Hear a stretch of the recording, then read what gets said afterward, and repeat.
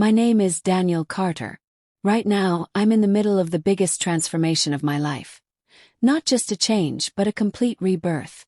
I took my time settling down. Unlike many people I knew, I wasn't willing to rush into marriage until I was firmly established in my career. Stability first, security first, then love. That was the plan. Rebecca, my first and only wife, was born just a few months after me. This year we both celebrated our 48th birthdays. Or at least we went through the motions. What was supposed to be a milestone in a lifelong journey turned out to be the beginning of the end. When Rebecca and I married, we didn't have much between us. No property, no major savings. So a prenuptial agreement felt unnecessary. We trusted each other. At least I did. We built our life in Austin, Texas. 22 years ago we bought our house. A cozy, welcoming place that echoed with our dreams.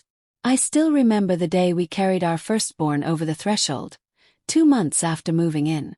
2 years later we welcomed our second child, and for a long time everything felt right. But life moves fast. Our kids grew up, went off to college, and started building lives of their own, leaving Rebecca and me alone again in that once bustling house. It was my idea to move. I suggested we downsize.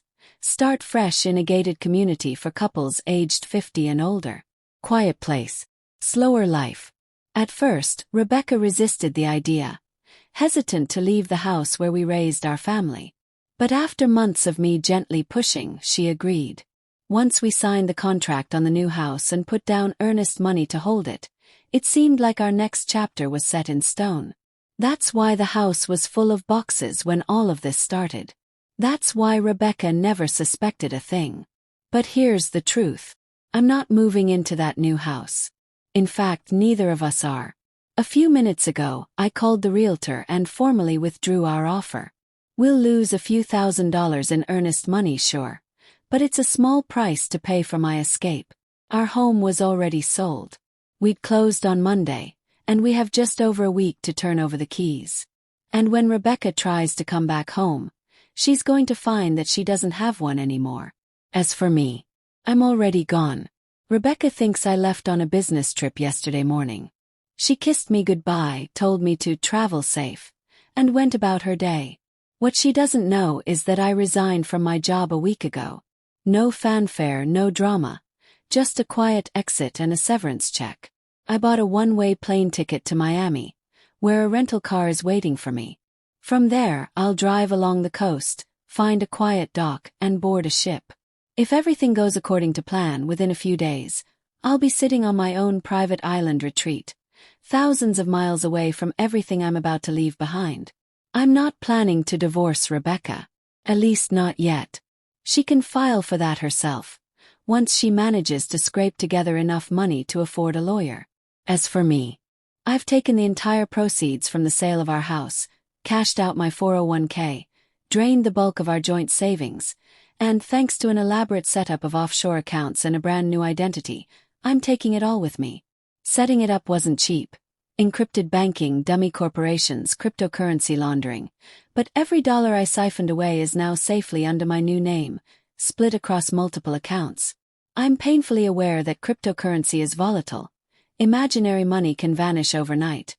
But my plan is to cash out into something stable as soon as I reach safe harbor. Because if there's one thing I've learned, it's that imaginary things like loyalty, like wedding vows, have a way of disappearing when you need them most. Around 3 p.m., I decided to call Rebecca. She answered after 4 rings, her voice light but distracted. "Hey babe, how's the trip?" she asked, all sweetness and casual concern. "Same stuff, different city," I lied easily. "Long meetings. Boring presentations." "Sounds awful," she replied with a small laugh. "Yeah, what about you? What are you up to?" "Just boxing up some more stuff." Smirk. Lie number 1. Rebecca wasn't home. She was 35 minutes away at Ethan Parker's house, her lover. Whether he was her first affair or just the latest in a long line didn't matter.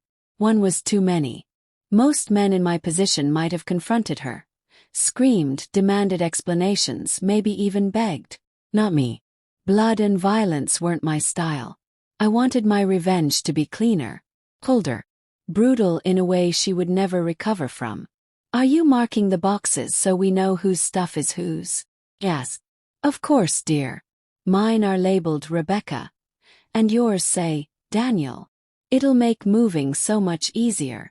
Another lie. Rebecca had no idea that her boxes were being packed into a consignment shop's moving truck as we spoke, while my belongings were already safely tucked away in storage, thanks to my brother Lucas, who earned every penny of the $5,000 I paid him. Would you mind checking my desk for my day planner? Asked, buying more time. I don't see it, she said after a pause. Of course she didn't. She wasn't even home to look. Every question, every small talk exchange, it was all just a stalling tactic. Lucas and his team needed more time to finish emptying the house.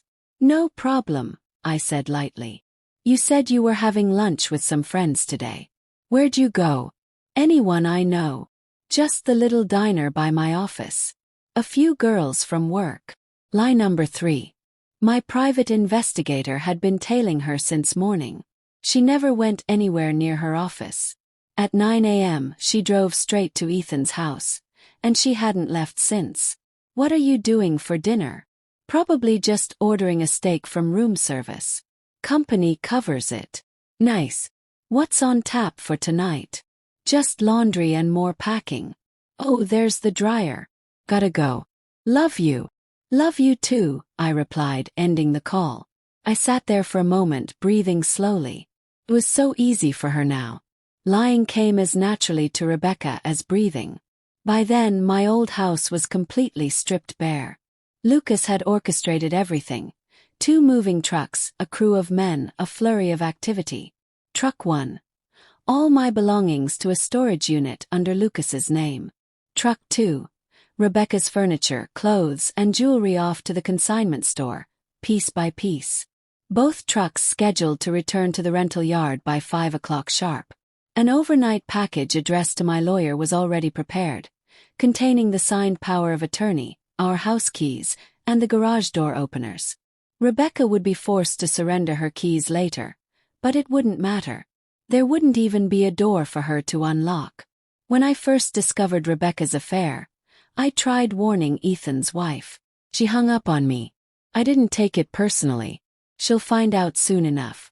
15 carefully prepared packages, complete with photos, screenshots of text messages, call logs, bank statements, all meticulously gathered by my investigator, were already on their way. Recipients: Rebecca's parents, her siblings, her closest friends, her boss, her co-workers, and, for the final twist of the knife, our children. In the letters to our kids, I didn't mince words. You both knew. You watched it happen and said nothing. You betrayed me too. So consider this my final goodbye. I won't be looking for you. I won't be back. But the most satisfying package was the one addressed to Rebecca herself. Rebecca, the letter began. By now, you've realized what your infidelity has cost you. I have taken all the liquid assets, the house proceeds, my 401k, and the bulk of our savings. I've sold off everything else. If you want the crumbs left behind, talk to my lawyer. Personally, I don't give a damn what happens to it. Don't bother looking for your jewelry. Cash for gold places paid me handsomely. Even the diamond necklace Ethan gave you. It wasn't worth as much as you thought. Then again, neither were your wedding vows. Our new house. The one you were so reluctant to move into. That was a ruse. Bait to get your signature on the necessary documents. Thanks for playing along. I'm not filing for divorce. That cost will be on you. As for me, I'm replacing you immediately. Not that you care. I also told the kids the truth. You all deserve each other. One last thing, I left you a parting gift. Your father's revolver and a box of bullets. Shame you never joined me at the shooting range. Well, pull the trigger. Got it. Goodbye, Rebecca. Don't look for me. You won't find me. Meanwhile, Rebecca woke up in Ethan's bed the next morning, blissfully unaware. She hummed along to the radio on the drive home, rehearsing her plan to leave me next month after Ethan finalized his divorce. When she pulled into the driveway, her first sign that something was wrong was the open curtains. She never left them open. Stepping inside, her breath caught in her throat. The house was empty, silent, cold. Room by room she ran, panic rising. Kitchen, bedroom, closets, bathroom, all barren. On the counter a small package waited. Inside she found the letter, the bank statements, the legal notices, the final insult. Her phone buzzed. A text from her sister. "What the hell, Rebecca? Mom's crying. Dad won't speak to you. You disgust me." Then another from her best friend. "Lose my number. Don't ever contact me again." Rebecca clutched the silver key Daniel had left behind, knowing exactly what it opened. Her father's revolver. Daniel had left her a choice. And he had made it clear. There was no going back.